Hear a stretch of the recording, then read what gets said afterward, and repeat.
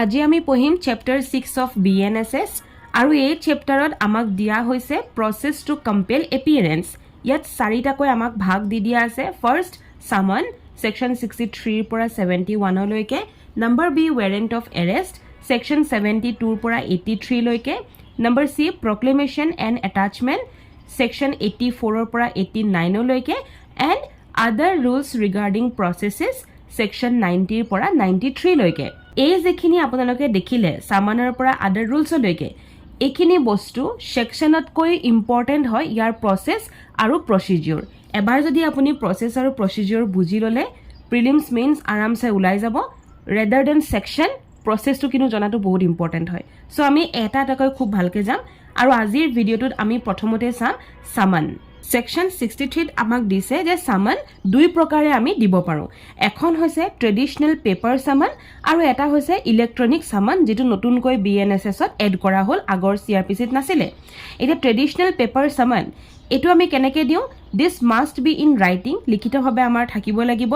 আৰু ইয়াত duplicate copy থাকিব লাগিব তা মানে দুখন কপি থাকিব লাগিব ইয়াত সিগনেচাৰ থাকিব লাগিব presiding officer of the court নাইবা হাই কোৰ্টে ৰুলছৰ মতে কাৰোবাক যদি অথৰাইজ কৰি থৈছে তেতিয়াহলে সেইজন অফিচাৰৰ সিগনেচাৰ থাকিব লাগিব আৰু লগতে ইয়াত কোৰ্টৰ যেটো অফিচিয়েল সিল সেই সিল মোহৰ মাৰি থোৱা হ'ব লাগিব তা মানে ইয়াৰ এতিয়া এটা আমি পাৰপাস গম পাই গলো যে মিসইউজ যাতে নহয় হেতু প্ৰিভেনশন দি থৈছে লগতে যেটো অথেন্টিসিটি হ'ব তাক এনশিওৰ কৰি থোৱা আছে নেক্সট আমি পাম ইলেক্ট্ৰনিক সামন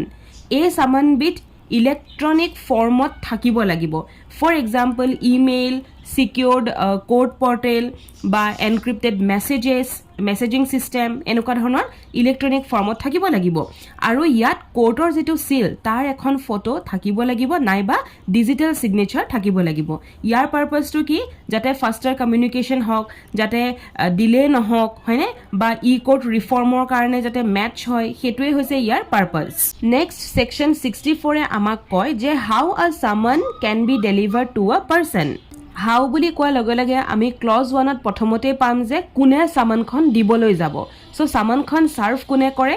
হয়তো পুলিশ অফিচাৰে আৰু নাইবা কোৰ্টে ইস্যু কৰা এজন অফিচাৰ আৰু নাইবা এজন পাব্লিক সাৰ্ভেন্ট যাক ষ্টেট গভৰ্ণমেণ্টে পাৰমিশন দি থৈছে এনে ক্ষেত্ৰত কেতিয়াবা ষ্টেট গভৰ্ণমেণ্টে আমাক কিছুমান ৰুল স্পেসিফাই কৰি দিয়ে যে কোনজন অফিচাৰ কেনেকুৱা প্ৰসিডিউৰ আৰু ৰেকৰ্ড কিপিংৰ যিখিনি বস্তু কেনেকৈ থাকিব হেবিলাক বস্তু ষ্টেট গভৰ্ণমেণ্টে from time to time frame কৰি থাকে পুলিশ ষ্টেচনে হওক বা কোৰ্টৰ যিজন অফিচাৰ হেজনে হওক তেখেতসকলে এখন ৰেজিষ্টাৰ মেইনটেইন কৰিব লাগিব য'ত address email address phone number বা এনি আদাৰ ডিটেইলছ যদি থাকে হেখিনি বস্তু লিখিতভাৱে ৰাখিব লাগিব আৰু এটো কিয় ৰাখিব কাৰণ এটোৱে প্ৰপাৰ ট্ৰেসেবল সাৰ্ভিস আমাক দিব পাৰে it is very useful for absconding cases subsection 2 এ আমাক কয় যে পাৰ্সনেল সাৰ্ভিস হেতু এটা প্ৰাইমেৰী ৰুল হয় তা মানে যিমান দূৰলৈকে পাৰি হিমান দূৰলৈকে সামনখন পাৰ্সনেলি মানুহক দিবলে যাব লাগিব বাই ডেলিভাৰিং অৰ টেন্ডাৰিং ওয়ান অফ দা ডুপ্লিকেট সামন যেহেতু দুখন সামন বনোৱা হয় ৰাইট ডুপ্লিকেট হিচাপে গতিকে কোনোবা এখন তেওঁক দিবলৈ যাব লাগিব আৰু এটো এটা কয় যে ইলেক্ট্ৰনিক সাৰ্ভিসৰ ক্ষেত্ৰত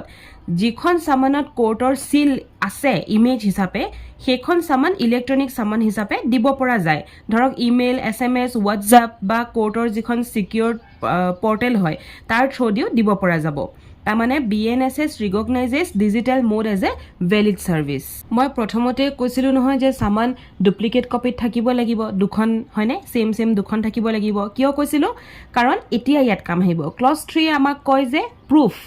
সামনখন যে তেখেতৰ হাতত গৈ পালেগে সেই বস্তুটো প্ৰুফ কেনেকৈ পাম সো যিখন সামন সাৰ্ভ যেতিয়া কৰিবলৈ যাব তেতিয়া অফিচাৰ জনে কি কৰিব এখন সিগনেচাৰ ল'ব back side of the second duplicate সামন দুখন নিবটো তাৰে এখনত কি কৰিব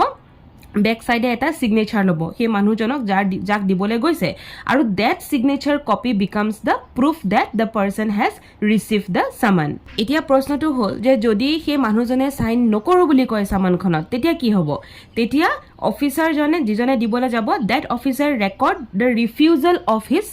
ইন হিজ ৰিপৰ্ট তেওঁৰ ৰিপৰ্টত লিখি থ'ব যে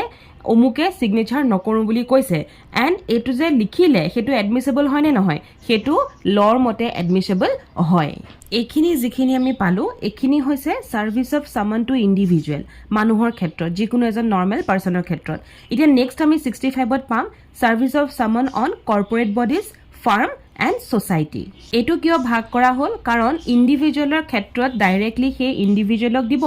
কিন্তু নন ইণ্ডিভিজুৱেল লিগেল এণ্টিটিৰ ক্ষেত্ৰত কোম্পানী কৰ্পৰেশ্যন ফাৰ্ম বা এছ'চিয়েশ্যন অফ ইণ্ডিভিজুৱেল এইবিলাকৰ ক্ষেত্ৰত কোনে চামনখন ৰিচিভ কৰিব পাৰিব ক্লজ 1 আমাক service of summons on a company or কৰ্পৰেশ্যনৰ কথা কয় হু কেন ৰিচিভ চামন বুলি ক'লে যদি সেই চামনখন গৈ পেলাই দিয়া হৈছে তেতিয়াহ'লে এটা কোম্পানী বা কৰ্পৰেশ্যনৰ ডাইৰেক্টৰ মেনেজাৰ ছেক্ৰেটাৰী নাইবা এনি আদাৰ অফিচাৰে সেই চামনখন ৰিচিভ কৰিব পাৰে আৰু যদি সেই চামনখন ৰেজিষ্টাৰ্ড পোষ্ট কৰা হৈছে তেতিয়াহ'লে সেই চামনখন কাৰ নামত পঠিয়াব লাগিব সেই কোম্পানী বা কৰ্পৰেশ্যনৰ ডাইৰেক্টৰ মেনেজাৰ ছেক্ৰেটাৰী নাইবা আদাৰ অফিচাৰৰ নামত পঠিয়াব লাগিব ইয়াত এটা আমাৰ ছাৰ্ভিচ ৰুল এটা আছে আৰু সেইটো হৈছে যে যদি এটা কোম্পানীয়ে ৰিফিউজ কৰে বা এভইড কৰে বা সেই লেটাৰখন চামনখন কালেক্ট নকৰেগৈ তেতিয়াহ'লে কি হ'ব তেতিয়াহ'লে সেই ছাৰ্ভিচ যিটো গ'ল কোৰ্টৰ ফালৰ পৰা যিটো সেই কোম্পানীটোলৈ গৈছিলে সেই লেটাৰখন মানে চামনখন গুচি গ'লতো ৰিচ হৈ গ'ল গতিকে তেতিয়া আমাৰ সেইটো কি বুলি কনচিডাৰ কৰা হ'ব যে চামন দিয়া হৈ গ'ল চামনখন মানে পঠিওৱা হ'ল বুলি আমাৰ ইয়াত ধৰা হ'ব এই ছেকশ্যনটো পঢ়োঁতে আপোনালোকে বেয়াৰ এক্টত চাব তাত এক্সপ্লেনেশ্যন এটা দি থোৱা আছে য'ত কোম্পানী আৰু কৰ্পৰেটৰ মিনিং কোৱা হৈছে কোম্পানী মানে কি কোম্পানী হৈছে যে যিকোনো এটা কৰ্পৰেট বডি কৰ্পৰেশ্যন কি কৰ্পৰেশ্যন হৈছে ইনকৰ্পৰেটেড কোম্পানী নাইবা এনেকুৱা এটা বডি যিটো ৰেজিষ্টাৰ হৈছিলে কোম্পানীজ এক্ট 2013 আৰু ছ'চাইটি কিছুমান ৰেজিষ্টাৰ হয় under the society registration act 1860 সেইবিলাকক আমি একেলগে কৰ্পৰেশ্যন বুলি ধৰিব পাৰোঁ so' societies and N G Os are also' covered in the corporation সেইকাৰণে মই কথাখিনি আপোনালোকক কৈ ৰাখিলোঁ গতিকে কোম্পানী কৰ্পৰেশ্যন হৈ গ'ল এতিয়া আহোঁ আমি চাওঁ যে ফাৰ্ম বা এছ'চিয়েশ্যনক ছাৰ্ভিচ কেনেকৈ কৰা হয় এখন চামন আমি জানো যে এটা এছ'চিয়েশ্যন বা এখন ফাৰ্মত পাৰ্টনাৰশ্বিপ থাকে গতিকে চামনখন যিকোনো এজন পাৰ্টনাৰক দিলে সেই চামনখন ছাৰ্ভ কৰা বুলি গণ্য কৰিব পাৰি আৰু যদি সেই চামনখন এজন পাৰ্টনাৰৰ নাম আছে তেতিয়াও সেইখন এখন ভেলিড চামনে হয় আৰু যদি চামনখন ৰেজিষ্টাৰ কৰা হয় তেতিয়াও ছেম ৰেজিষ্টাৰ কৰিলেও সেইটো কাৰ নামত পঠিয়াব লাগিব এনি পাৰ্টনাৰ হ'লেই হয় যিকোনো এজন পাৰ্টনাৰৰ নামত পঠিয়ালেই হ'ল ছেকশ্যন 66 কয় service when person summon cannot be found যাক আমি চামন দিবলৈ গৈছিলোঁ সেই মানুহজন যদি আমি লগ নাপাওঁ তেতিয়াহ'লে কি হ'ব তেনে ক্ষেত্ৰত সেই চামনখন এজন এডাল্ট মেম্বাৰ অফ দ্য ফেমিলিক দি থোৱা যায় এডাল্ট মেম্বাৰ যাক দিয়া হ'ব সেইজন কিন্তু সেই ঘৰটোৰে মানুহ হ'ব লাগিব তাত থকা মানুহ হ'ব লাগিব ফৰ এক্সাম্পল মাক দেউতাক ৱাইফ ব্ৰাদাৰ ছিষ্টাৰ বা এডাল্ট কোনোবা যদি চাইল্ড আছে তেখেতকো দিব পৰা যায় only if they are living in the same house আৰু আগৰ দৰে চাইনটো ল'বই লাগিব যিহেতু ডুপ্লিকেট কপি থাকিবই গতিকে সেই কপিৰ বেক চাইডে এটা ছিগনেচাৰ লৈ আহিব লাগিব যাক সেই চামনখন দিয়া যায় এতিয়া কুৱেশ্যনটো হ'ল যে একেটা ঘৰততো কাম কৰা মানুহো থাকে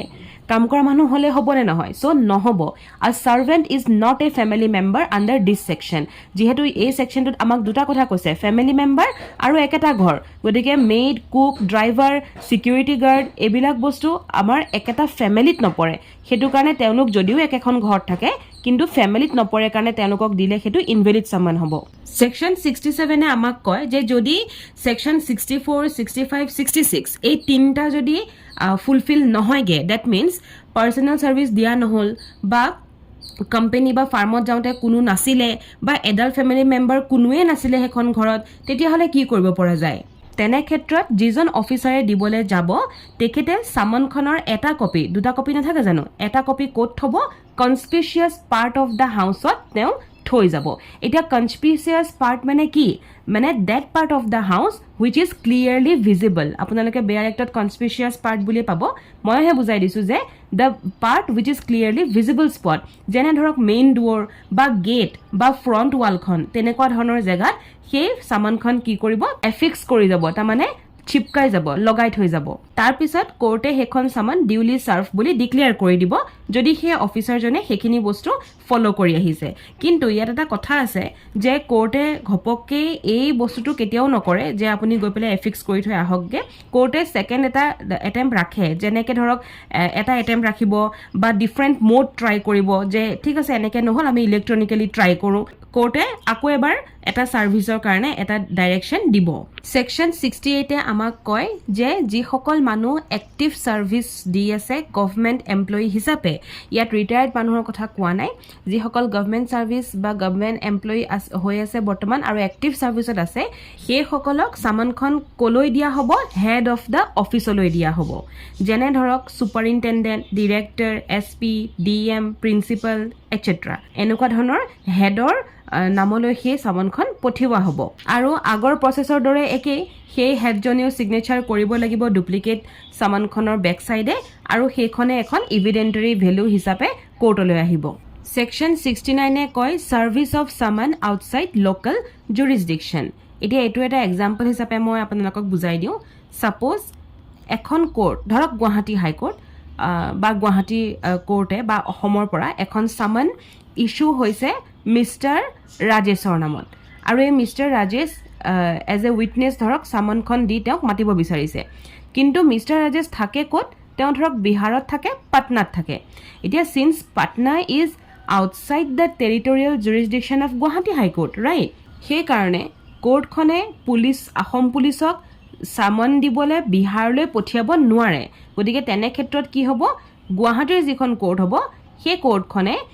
দুখন সামনৰ কপি ভালকৈ সাইন আৰু সিল দি পেলাই কলৈ পঠিয়াব হেখন এখন ডুপ্লিকেট তাৰে এখন ডুপ্লিকেট কলৈ পঠিয়াব মেজিস্ট্ৰেট এট পাটনা পাটনাত যিজন মেজিস্ট্ৰেট আছে তেওঁ লৈ পঠিয়াব কাৰণ তেওঁ লোকেল জুৰিসডিকশনত মিস্টাৰ ৰাজেশ থাকিছিলে আৰু সেইখন ৰেজিষ্টাৰ্ড পোষ্টটো কৰিব পাৰে বা স্পেশাল মেসেঞ্জাৰ হটুৱাইও পঠাব পাৰে কোনোবা মানুহ এজনক কোৰ্টৰ আৰু নাইবা ই কোৰ্ট কমিউনিকেশ্যন সিস্টেমও প্ৰিফাৰ কৰিব পাৰে তাৰ পাছত পাটনাৰ যিগৰাকী মেজিস্ট্ৰেট তেওঁহে এৰেঞ্জ কৰিব সেই সামনখন দিয়াত তাৰমানে সেই সামনখন দিবলে তেওঁৰ যিটো জুৰিসডিকশন তাৰ লোকেল পুলিচ ষ্টেচন আৰু প্ৰসেছ যিখিনি কোৰ্টৰ আছে সেইখিনি একে ফলো কৰিব তাৰ পিছতে সেই একেখিনি প্ৰসেছ ফলো কৰাৰ পিছত পাটনাৰ যিজন মেজিস্ট্ৰেট তেওঁ সেই এন্ডোৰ্স যিটো ডুপ্লিকেট কপি হ'ব সেই কপিটো গুৱাহাটী কোৰ্টলৈ পঠিয়াব তাত date of service time manner of service signature of the servicing officer signature or refusal report by Rajesh এবিলাক সব বস্তু একেলগে তাতে ইনক্লুড হৈ থাকিব সেকশন 70 এ আমাক কয় যে how the court prove that a summon was properly served specially যেতিয়া হে সামনখন আউটসাইড লোকেল জুৰিসডিকশনত সাৰ্ভ কৰা হয় আৰু নাইবা যিজন সাৰ্ভিসিং অফিচাৰ তেওঁ এবসেন্ট থকা হয় ডিউৰিং হিয়াৰিং সো তেনেকুৱা ক্ষেত্ৰত কি হয় একচুয়ালি কোৰ্টে ৰিলাই কৰে দুটা বস্তুৰ ওপৰত এটা হৈছে মই অলৰেডি মেনশন কৰিছো যে এন্ডোৰ্স ডুপ্লিকেট অফ দা সামন ধৰক দুখন সামন গৈছিলে তাৰে এখনত সিগনেচাৰ ধৰক জুনে যাক সামনখন দিয়া হৈছে সেই মানুহজনে সিগনেচাৰ কৰিছে নাইবা তেওঁ নথকাত এডাল ফেমিলিয়ে সিগনেচাৰ কৰিছে তাৰমানে সেই যিখন ডুপ্লিকেট কপি হেখনে আমাক এন্ডোৰ্সমেন্ট দিছে ৰাইট গতিকে এন্ডোৰ্স ডুপ্লিকেট অফ দা সামন হেতু এটা ধৰক ৰিলাই কৰিব পাৰে কোৰ্টে আৰু সেকেন্ড হৈছে এফিডেভিট এখন এফিডেভিট যিখন এফিডেভিট মেজিস্ট্ৰেটৰ সন্মুখত বনোৱা হৈছিলে আৰু তাত লিখি থোৱা আছিল যে সামনখন ডিউলি সাৰ্ভ কৰা হৈছে and it was usually made by the serving officer so both the documents affidavit hok by endorsed duplicate of the summon hok both are admissible as evidence aru jodi hekhon electronic service hisabe kora hoisile dhorok email whatsapp by sms je nohok aru tetia eta copy attest kora jay dhorok screenshot eta ba receipt যে deliver হৈছে হেতু ৰিসিপ্ট বা সাৰ্ভাৰ লগ এটা হেবিলাক বস্তু screenshot লৈ পেলাই হেতু এটা প্ৰিন্ট কৰি ধুনিয়াকৈ তাত এটেচ কৰা যায় এটেচ মিন্স ভেৰিফাই কৰি থোৱা যায় এতিয়া আপোনালোকক মই এটো কোৱেশ্চন এটা দিছো এই কোৱেশ্চনটো স্ক্ৰিনশ্বট লগ ইয়াৰ আনসাৰটো নিজে কৰক অফ কোৰ্স আনসাৰটো মই ভিডিওটোৰ একদম শেষৰ ফালে কৈয়ে দিম বাট নিজে এবাৰ ট্ৰাই কৰি চাওক সেকশন 71 এ আমাক কৈছে সাইমালটেনিয়াস সাৰ্ভিস অফ সামানৰ কথা তাৰ মানে ইলেক্ট্ৰনিক আৰু ৰেজিষ্টাৰ্ড পোষ্ট দুইটা একেলগে পঠিওৱাৰ কথা কৈছে কিন্তু এই বস্তুটো আমাক একিউজডৰ ক্ষেত্ৰত কোৱা নাই আমাক অকল উইটনেছৰ ক্ষেত্ৰতহে কৈছে তাৰ মানে কোৰ্টে এখন সামান ইলেক্ট্ৰনিক মিন্স বা ৰেজিষ্টাৰ্ড পোষ্ট দুইটা একেলগে পঠাবও পাৰে টু দা এড্ৰেছ য'ত সেই উইটনেছজন থাকে বা তেওঁ বিজনেছ কেৰি কৰি আছে বা তেওঁ ক'ৰবাত তাত কাম কৰি আছে তেনেকৈ উইটনেছলৈ পঠিয়াব পাৰে কিন্তু মনত ৰাখিব এই ছেকশ্যনটো অকল এপ্লাই হয় only for witness not for accused এইখিনিতে এটা কথা মই কৈ ৰাখোঁ যে ইমেইল আৰু হোৱাটছআপৰ ক্ষেত্ৰত কি হয় ইমেইল ডেলিভাৰ্ড বুলি আহিব লাগিব নন ডেলিভাৰ্ড হৈ থাকিব নালাগিব আৰু হোৱাটছআপত ছিংগল টিক নহয় double tick in blue colour হ'ব লাগিব ডেটছ অল অন চামন নেক্সট আমি পঢ়িম ৱেৰেণ্ট